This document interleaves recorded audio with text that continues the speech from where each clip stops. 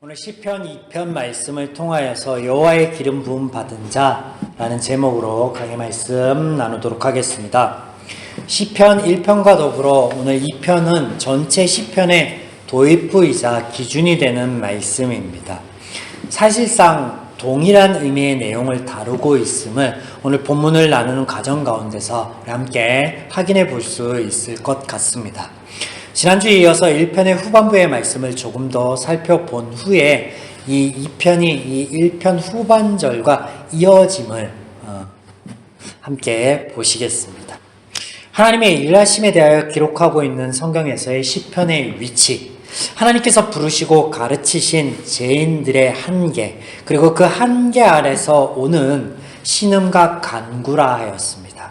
그래서 시편 전체를 우리가 보게 될 때 찬양이 아닌 죄인들의 신음의 소리들을 우리가 확인해 볼 수 있을 것이다 라고 지난 시간 말씀드렸습니다.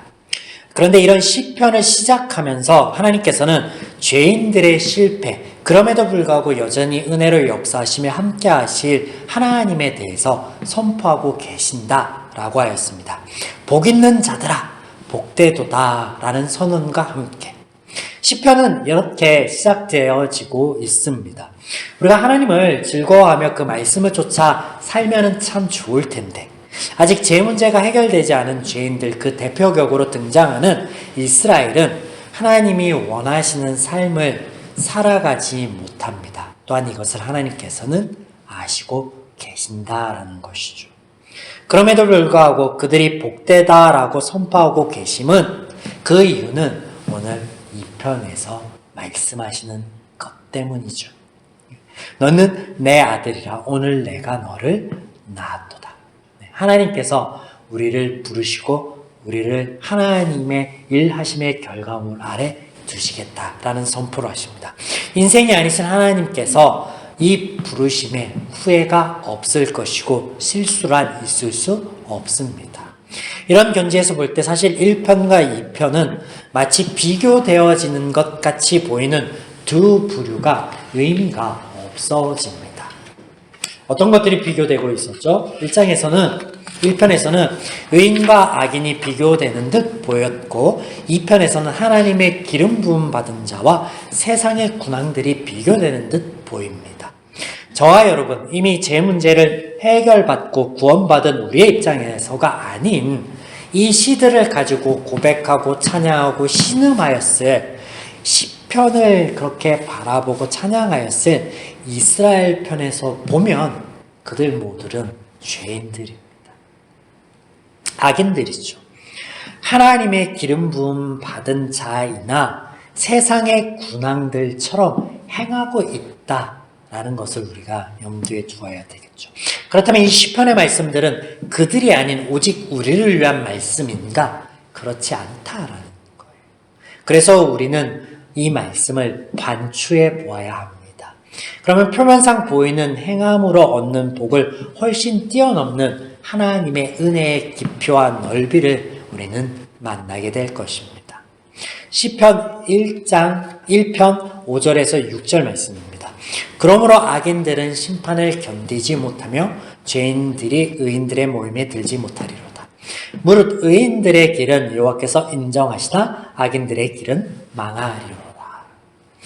하나님의 말씀을 즐거워하며 삶 속에서 그 말씀대로 살고자 끊임없이 묵상하는 삶은 마치 시냇가에 심은 나무가 철을 따라 열매를 맺고 그 잎사귀가 마르지 않음과 같이 구분이 없고 곧게 뻗는 삶이라고 말씀하신 하나님께서 이제 그렇지 못한 모든 삶은 바람에 나부끼는 겨와 같다라는 말씀을 하시고 또 그 겨와 같은 삶이 어떤 것인지 5절과 6절에서 다른 표현들로 우리에게 알려주고 계십니다. 이 말씀은 모두 부정사로 시작되어지고 있습니다. 그렇지 않다, 아니다.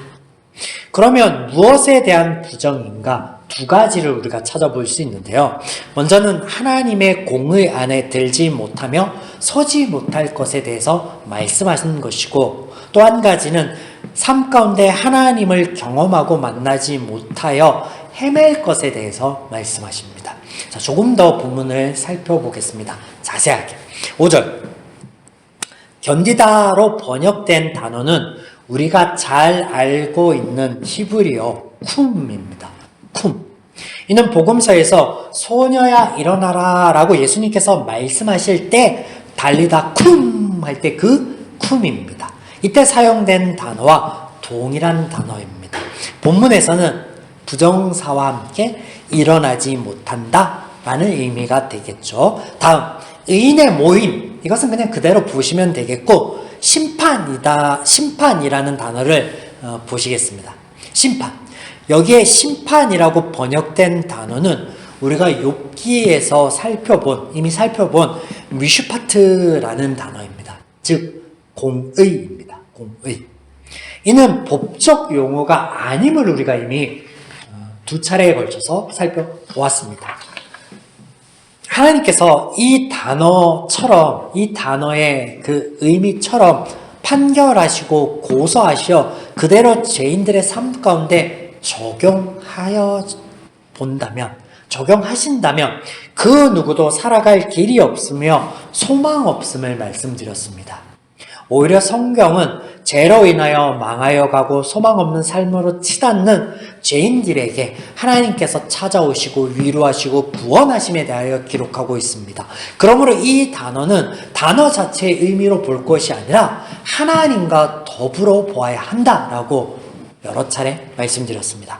하나님의 공의 이렇게 묶어서 봐야 되는데, 하나님의 공의는 하나님의 은혜를 대변하는 말이자 그 은혜가 변하지 않는다라는 의미를 갖고 있다라 했습니다. 이것이 공의입니다. 하나님의 공의, 하나님의 은혜, 그리고 그 은혜의 작정하심에 변함이 없으시다. 이것이 공의라고요. 하나님의 공의. 그런데 원문에서 이 공의 앞에 전치사가 함께 붙어 있습니다. 뭐뭐 안에, 뭐뭐와 함께, 뭐뭐으로를 의미하는 단어인데, 이런 원어의 의미를 정리하면 앞서 말씀드린 대로 죄인은 하나님의 공의 안에, 그 의의 공동체 안에 들어오지도 못하고 설 수 없다라는 말이 되겠죠. 6절. 여기 길이라는 단어는 조금 더 넓은 의미로 보아야 하는데 여정 혹은 삶으로 볼 수 있습니다. 그런 의미를 갖는 단어이기도 합니다. 의인의 길은 인정하시나에서는 인정하다라는 이 단어를 주의해야 되는데 우리가 이미 알고 있는 단어예요. 제가 여러 차례 말씀을 드려서 알다라는 단어예요. 알다. 말씀을 나누며 언급드렸었죠. 성경에서 중요하게 기술되고 있고 빈번하게 등장하는 이 단어는 야다입니다. 히브리어의 야다. 이 알이라는 단어는 지식의 수준을 훨씬 뛰어넘는 것으로 전 인격적인 혹은 삶의 모든 영역 안에서 경험을 통한 구체적이고 명확한 알이다 라고 여러 번 설명을 드렸습니다. 그 단어예요. 그 단어. 때문에 본문의 표현은 시냇가에 심은 나무 같은 의인의 삶은 그 삶의 모든 영역 안에 하나님을 경험하고 만나고 알게 되어서 한없는 기쁨과 은혜를 누릴 수 있을 텐데 그럴 수 없다라는 거죠. 욥처럼. 하나님께서 그의 모든 날들 속에 함께 하시며 위로하고 계셨음에도 불구하고 그는 나의 하나님은 어디 계신가? 라고 고백하였었죠. 다음 단어가 이것을 함축하고 있는 단어가 되겠습니다. 망하리로다. 망하리로다. 지금 6절 계속 풀고 있습니다. 시편 1편 6절. 망하리로다 이 단어의 원래 의미는 길을 잃다입니다. 길을 잃다. 그래서 보통은 헤매다라는 의미로 사용되죠. 죄인이었던 죄의 가치관과 시선 안에 갇혀있던 욥은 함께 하시는 하나님을 온전히 바라보지 못하고 의지하지 못하였습니다. 그래서 그의 고백들과 그의 삶이 헤매의 연속이었죠. 헤매고 있었다라는 겁니다.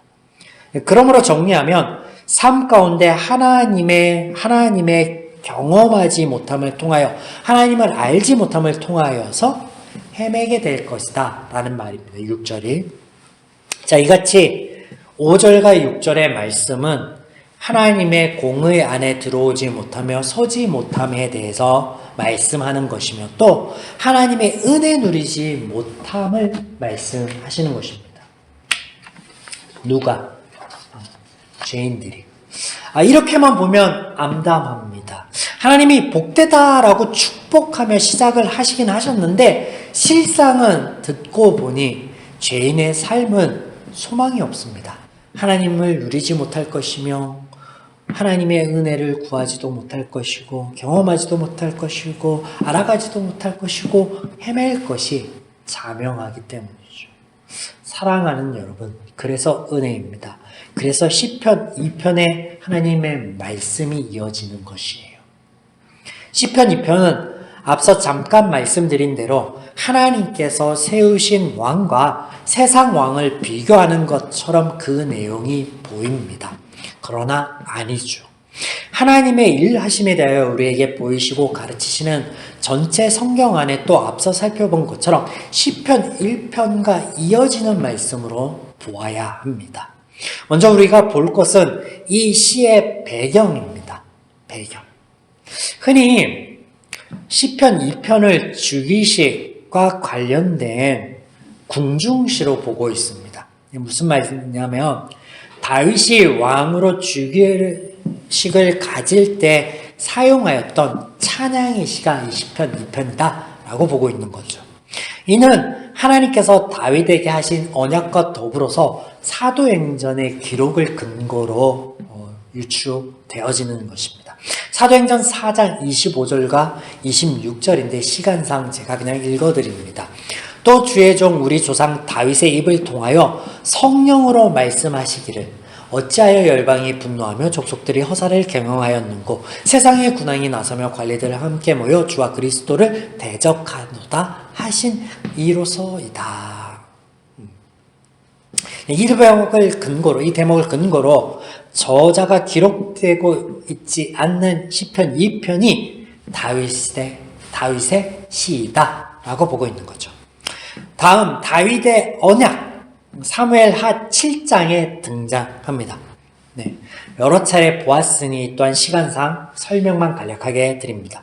다윗이 자신의 궁전을 크게 짓고 난 후에 민망하였던지 하나님의 전을 지어야 되겠다라는 마음이 들고 이것을 추진하고자 할 때 이때 하나님께서 그의 행위를 만류하시면서 언약의 말씀을 주시는데 내 집과 내 나라가 내 앞에서 영원히 보존되고 내 왕위가 영원히 견고하리라 라고 흔히 소금 언약이라고 말하는 이 말씀을 하여주십니다. 그러나 이 하나님의 말씀은 조금 달리 보아야 된다 라고 강해들 속에서 제가 말씀을 드렸습니다. 사실 다윗 왕가는요 남왕국 유다의 멸망함으로 인하여 그 명맥이 끊어집니다. 그렇다고 하나님께서 실언을 하셨는가, 하나님의 언약이 이루어지지 않았는가, 그렇게 볼 수 없는 거죠. 그러면 하나님이 이것을 다른 의미에서 말씀하시는 거예요. 첫째는 인간이 하나님을 위함이 아닌 하나님이 인간을 위할 것이다 라는 말씀으로 이 언약의 진위가 거기에 있는데 다윗 내가 아닌 네가 나의 집을 짓겠느냐, 네가 아닌 나 여호와가 너의 집을 지을 것이다 라고 말씀하시는 거예요. 둘째는 그러므로 내게로 보냄을 받은 자, 기름 부음 받은 자가 다윗 내 대에서 나와 하나님의 구원을 완성하게 될 것이다 라는 그리스도에 대한 하나님의 일하심에 대한 말씀을 하시는 것입니다. 이 사무엘서에 등장하는 기름 부음 받은 자, 사실 왕만을 가리키는 것 혹은 왕을 세울 때만 하였던 행위가 아니죠. 이 또한 강해들 속에서 이미 살펴보았습니다. 먼저는 왕을 세우는 것이 하나님의 뜻에 부합하지 않는 죄인들의 요청이었다라는 점을 기억하시면 좋을 것 같고요. 그리고 우리는 종종 왕뿐만 아니라 하나님의 부르심을 입은 자들에게 기름 붓는 장면들을 성경에서 종종 보게 됩니다. 그러므로 히브리어 메시아, 헬라어로 그리스도로 표현되는 이 단어의 용례를 보면 하나님께 기름 부음 받은 자와 더불어 하나님으로부터 보내심을 받은 자, 하나님의 부르심을 받은 자, 말입니다. 그래서 다윗에게 하신 말씀을 기반으로 하나님의 언약의 성취, 하나님의 일을 하나님께서 하신다. 그래서 이를 좁게는 예수님으로 우리가 볼 수 있지만 넓은 의미는 그 하나님의 일 하심의 결과 만들어진 누구? 그리스도인들로 볼 수 있겠습니다. 저와 여러분은 하나님의 부르심을 받은 그 은혜로 구원받은 하나님의 기름 부은 자들임을 여러분 믿으시기 바랍니다. 너는 내 아들이라 오늘날 내가 너를 낳았도다. 하나님의 은혜가 지속될 것을 하나님의 공의를 선포하고 계십니다. 그럼에도 불구하고 여전히 죄는 우리를 공격하며 흔들 것입니다. 그리고 그 안에 신음할 것입니다. 2절입니다. 세상의 군왕들이 나서며 관원들이 서로 꾀하여 여호와와 그의 기름 부음 받은 자를 대적하며. 이제 하나님께서는 죄가 우리를 대적하는, 공격하는 것에 대해서 말씀하시는데 3절. 우리가 그들의 맨 것을 끊고 그의 결박을 벗어버리자 하는도다. 네. 죄가 이렇게 공격하고 역사한다 라고 말씀하시는데 맨 것을 끊고 결박을 벗어버리자. 네. 여러분 언뜻 이것을 읽으면 시편을 읽으면 이해가 안 됩니다. 하나님이 우리를 세우셨는데 그 맨 것을 끊고 결박을 벗어버린다고?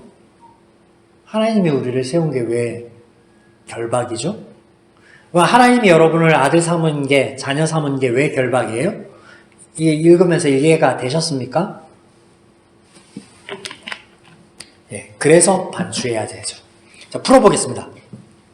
맨 것을 끊고, 여기 끊다라는 이 동사는 잡아떼다, 깨뜨리다 라는 의미이며 맨 것, 이렇게 번역된 것은 줄이나 끊을 듯하나 단어의 원래 의미는 징계나 혹은 굴레를 의미합니다.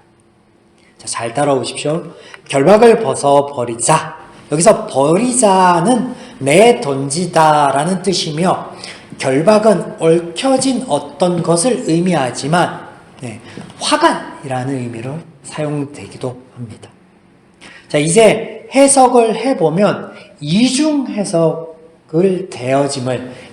해석되어짐을 볼 수 있습니다. 먼저는 하나님의 부르심을 입고 또 하나님께서 우리를 붙들고 계심이 그 관계의 끈, 이것을 유지하심이 너무나 절실하고 좋은 것인데 죄는 이것을 끊어놓으려 한다라는 것이죠. 그리고 또 죄는 이렇게 좋고 선한 하나님의 은혜, 화관을 좋은 것으로 보게 하는 것이 아니라 징계 혹은 굴레, 즉 좋지 않은 것으로 보게 한다라는 의미입니다. 3절이 아주 깊이 있는 의미를 담고 있는 말씀이죠. 여러분 이 말씀이 삶 가운데 공감이 되십니까? 교회와 공동체, 말씀과 그 안에서 우리를 향하여 바라시는 그 하나님의 바라시는 것들이 기도며 말씀 묵상하며 이 모든 것이 우리를 위해 선하고 좋은 것인데 아름다운 것인데 죄는 이것이 마치 우리로 하여금 굴레로 여기게 만든다라는 거예요. 그리고 또한 이것이 내가 해내야만 하는 어떤 미션과 같이 어려운 것으로 여기게 만든다라는 거예요. 그리고 이 결과가 하나님을 위한, 하나님을 찬양하고 하나님을 예배하는 것이라고 착각하게 만든다라는 거예요. 아닌데. 그래서 이 미션을 실패하면 하나님으로부터 벌을 받고 징계를 받는 것이다 라는 것으로 우리를 속인다라는 거예요. 제가 오늘날도 이 공격을 우리가 받고 있다라는 것이죠. 그 속임에서 하나님과 우리의 관계는요 금이 가죠. 그 견고한 끈은요 한 올 한 올 풀리게 되죠. 그러나 우리의 행위, 우리의 연약함은 중요하지 않다라고 또한 하나님께서 말씀하십니다. 하나님의 말씀을 들어보시기 바랍니다. 4절. 하늘에 계신 이가 웃으심이여 주께서 그들을 비웃으시리로다. 4절에서 하나님께서 웃으신다. 또 1절에서 그들의 꾀가 헛되다 라고 말씀하십니다. 그 이유는 그 이유에 대해서 시의 후반부에 하나님께서는 이렇게 말씀하십니다. 내가 불렀고 내가 세웠다 라고. 여러분, 이 하나님으로 인하여 하나님의 말씀과 일하심으로 우리 모든 삶 가운데 기쁨이 넘치기를 주님의 이름으로 축원드립니다. 11절 말씀 함께 읽어보도록 하겠습니다. 여호와를 경외함으로 섬기고 떨며 즐거워할지어다. 아멘. 우리를 위해 이 땅에 오신 하나님, 지금도 나의 삶 가운데 여전히 동행하시며 그 하나님을 기뻐하며 고백하며 찬양하는 오늘이기를 주님 또한 주님의 이름으로 축원드립니다. 사랑하는 여러분, 오늘 하나님께서는 말씀을 통하여 죄인인 그들 이스라엘은 하나님의 심판의 대상이 아니라 은혜 받을 대상, 복 받을 자들이다 라고 선포하고 계십니다.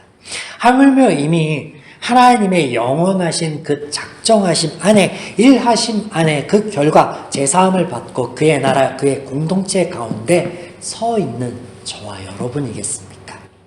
말씀 가운데 이 하나님의 음성을 들어 깨달았다면 다음 말씀에도 귀 기울이시면 좋겠습니다. 8절 말씀 나누고 마무리 짓겠습니다. 8절.